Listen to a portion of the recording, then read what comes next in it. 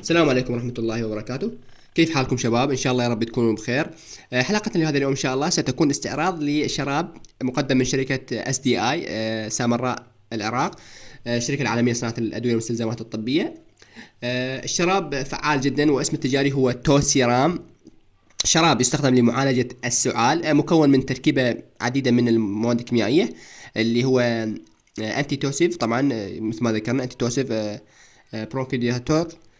الشراب مكون من الكوداين فوسفات بنسبة 8 ملغ، و كلورفينامين مالايت 2 ملغ، وفينل افرين HCl 5 ملغ، وإفيدرين HCl 15 ملغ. الشراب عادة يستخدم للسعال الجاف، يستخدم للسعال الجاف، أي بمعنى السعال غير المصحوب بالسبيوتوم أو ما يسمى بالقشع.